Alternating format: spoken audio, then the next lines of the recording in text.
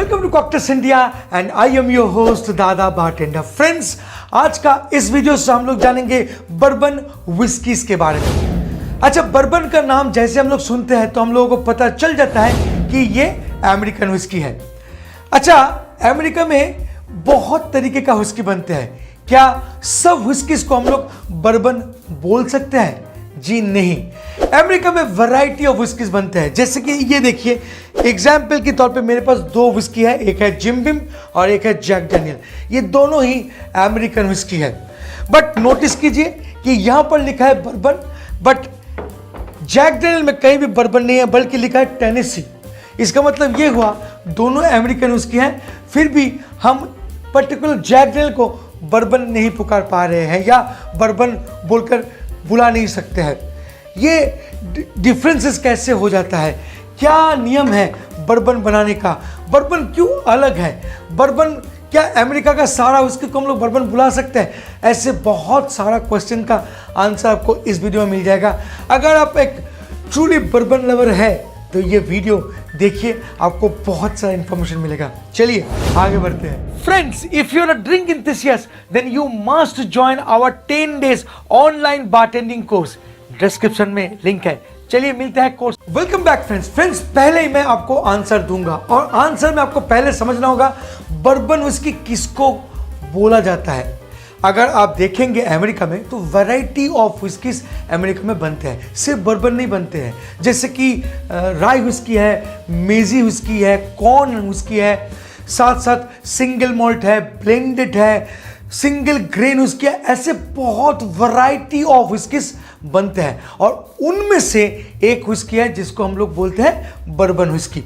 अच्छा, तो फिर हम लोग उसको क्यों बर्बन बोलते हैं? उसका सबसे बड़ा कारण है कुछ नियम जिसको फॉलो करके इस पर्टिकुलर विस्की को बनाए जाते हैं।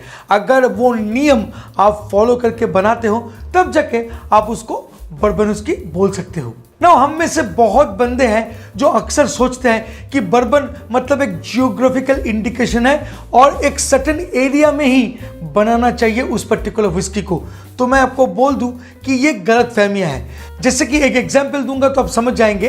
बर्बन एक रीजन है, एक जगह है। अमेरिका में एक जगह है जिसको बोलते हैं बर्बन काउंटी केंटकी, और उस एरिया में ही मोस्टली मतलब 90% ऑफ बर्बन उसके बनते हैं। तो अक्सर हम लोग सोचते हैं कि शायद केंटकी रीजन में बनेगा तब जाके उसको हम लोग बर्बन उसकी बोल सकेंगे। जी नहीं, ऐसा कुछ भी नहीं है।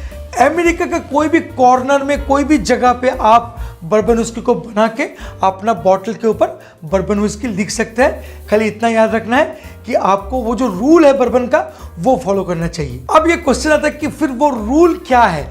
कौन सा रूल को अप्लाई करके बर्बन विस्की को बनाए जाते हैं और वो स्कॉच विस्की से कैसे बिल्कुल अलग हो जाते हैं? तो यहां पर मैं आपको एक सिंपल सा रूल बताऊंगा और वो है ABCDEFG।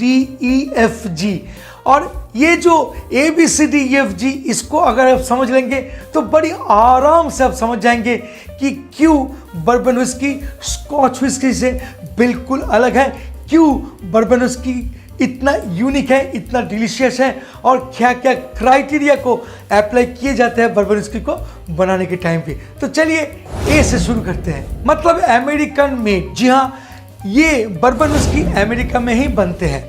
इसका मतलब ये नहीं है कि अमेरिका में केंटकी शहर में ही बनेगा, ये कहीं भी बन सकता है। जैसे कि आपको मैं बार बार बोल रहा हूँ, अगर कोई बर्बन विस्की केंटकी शहर में बना है तो बॉटल में आपको वो दिख जाता है। जैसे मेरे पास जिम बिम है, आप बॉटल को पढ़िएगा तो देखिए यहाँ पर लिखा है केंटकी स्ट्रेट बर्बन विस्की। इसका मतलब ये है कि ये विस्की केंटकी रीजन मतलब बर्बन काउंटी केंटकी रीजन में बना है, इसलिए ये लिखा है। अगर ये केंटकी रीजन में नहीं बनता, अमेरिका का कोई भी कॉर्नर में बनता, तब जाके वो केंटकी ये जो वर्ड है ये नहीं लिख पाता। चलिए बी के बारे में बात करते हैं। बी मतलब बैरल। यस, बैरल मतलब fresh oak, American white oak barrel. जी हाँ, ये देखिए ऐसे ही कुछ बैरल्स में विस्की को मैच्योर किया जाता है, बट यहाँ पर बर्बन विस्की को बनाने के लिए फ्रेश ओक बैरल चाहिए। अब फ्रेश का मतलब क्या है?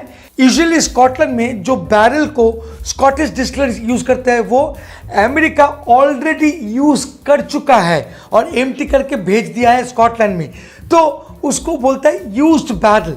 बट यहां पर मतलब बर्बन उसके बनाने के लिए आपको फ्रेश चार्ड ओक बैरल चाहिए, मतलब अंदरूनी जो हिस्सा है बैरल का उसको जलाया जाता है और फ्रेश ओक बैरल को इस्तेमाल करते हैं और इसको मैच्योर करते हैं बर्बन डिस्टिलरीज। और जब बर्बन उसके को यहाँ से निकाल लेते हैं तब ये बैरल स्कॉटलैंड में सेल कर देते हैं, दोबारा यूज नहीं करते हैं। और एक इंटरेस्टिंग पार्ट है, मैं आपको बता दूं कि स्कॉटिश डिस्टिलरीज अक्सर स्कॉच विस्की को बनाने के लिए कभी कभी सेकेंड हैंड जो बैरल यूज करते हैं उनमें से शेरी, पोर्ट या रम बैरल को भी यूज करते हैं, बट बर्बन उसकी कभी भी वो सब बैरल यूज नहीं करते हैं, सिर्फ और सिर्फ फ्रेश व्हाइट ओक बैरल को ही इस्तेमाल करते हैं। क्या हुआ यार, आजकल आप लोग लाइक नहीं करते हैं? एक लाइक कर दीजिए ना अगर वीडियो अच्छा लगता है तो, हाँ, और सब्सक्राइब भी। नाउ सी का मतलब है कॉर्न। जी हाँ, बर्बन विस्की में मैक्सिमम कॉर्न को इस्तेमाल की जाती है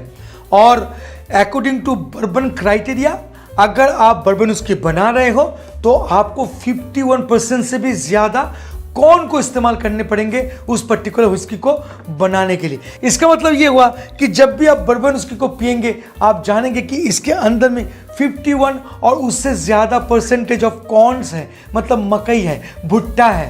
अदर ग्रेन को भी इस्तेमाल की जाती है, कभी कभी कॉर्न को 80% तक यूज किए जाते हैं, बट डिपेंड करता है। अदर ग्रेन का अगर बात करूं तो कॉर्न के अलावा राई और मॉल्टेड बार्ली या कभी कभी मेज को भी इस्तेमाल की जाती है इस विस्की को बनाने के लिए।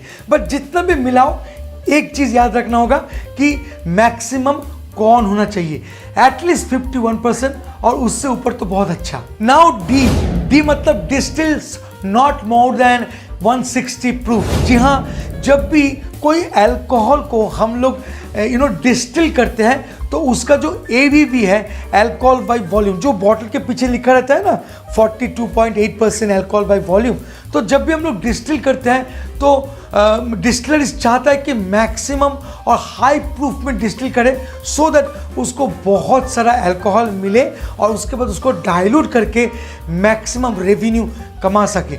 जैसे कोई डिस्टिलरीज हैं विस्की को जब डिस्टिल करते हैं तो 90 और 96 तक लेकर जाते हैं अल्कोहल वॉल्यूम को और उसके बाद उसमें वाटर डाउन करके 42.8 करके आपको बेचते हैं। बट इससे होता क्या है, अगर आप हाई प्रूफ में अल्कोहल को डिस्टिल करेंगे तो विस्की का जो कैरेक्टर है, नुआंस कैरेक्टर, फ्लेवर, वो गायब हो जाता है। सो बर्बन डिस्टिलरी ये बिल्कुल चाहते नहीं है, इसीलिए एक नियम बांधा गया है कि आप जब विस्की को डिस्टिल करेंगे तो विस्की का जो अल्कोहल परसेंटेज होगा वो 80 तक होगा, उससे ज़्यादा नहीं जाएगा।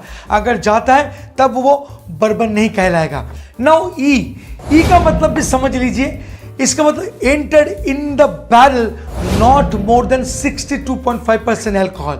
जी हाँ, जब भी विस्कीज को बनाए जाते हैं तब उसका जो परसेंटेज है काफ़ी हाई रहता है। जैसे कि मैंने आपको बताया कि कुछ डिस्टिलरीज है जो विस्की का जो परसेंटेज ऑफ अल्कोहल है वो 90 और मोर देन 90% रहते हैं, तो उसको वाटर डाइल्यूट करने के बाद फिर इन सब बैरल के अंदर में डाल के एज करते हैं। बट बर्बन में एक रूल है और उसको फॉलो करना बहुत ज़रूरी है, और वो है कि आप जब बैरल में वो जो रॉ विस्कीज को डाल रहे हो एज करने के लिए, तब उसका जो परसेंटेज ऑफ अल्कोहल रहेगा वो 62.5% रहेगा। 62.5% से ज़्यादा नहीं होगा।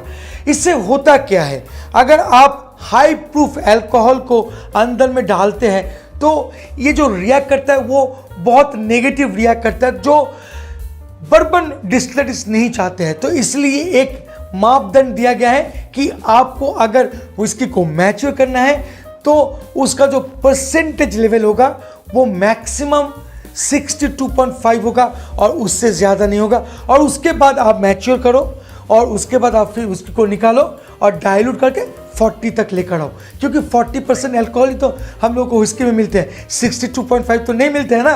तो होपफुली आप समझ गए होंगे। चलिए मूव करते हैं एफ की तरफ। एफ मतलब fill the bottle at least 80 proof. मतलब कोई भी बर्बन विस्की आप देख लीजिएगा तो उसमें जो मिनिमम अल्कोहल बाय वॉल्यूम रहेगा वो 40% ही रहेगा, उससे ज़्यादा हो सकता है बट उससे कम नहीं होगा। मिनिमम 40 मानकर हर कोई बॉटल करते हैं बर्बन को। नाउ लास्ट पॉइंट वो है जी, जेन्युइन। जी हाँ, इसमें कोई colouring substance and flavouring substance को नहीं मिलाया जाता है और इसीलिए इसको बर्बन कहा जाता है। जी हाँ, ये विस्की में कोई एडिशनल कलर को नहीं मिलाया गया है और कोई एडिशनल एडिटिव्स को नहीं मिलाया गया है। अक्सर स्कॉच विस्कीज में आप देखे होंगे कि 150A नेचुरल कलर और न्यूट्रल कलर को मिलाया जाता है स्कॉच विस्की को बनाने के लिए, बट बर्बन में कभी भी कलर को इस्तेमाल नहीं किया जाता है। इवन कोई भी फ्लेवरिंग सब्सटेंस या अदर कुछ भी इस्तेमाल या मिलाया नहीं जाता है और इसीलिए ये बर्बन विस्की है। अगर किसी ने कुछ मिला दिया या ये रूल बुक को फॉलो नहीं किया तो फिर वो बर्बन नहीं लिख सकता है अपना बॉटल में।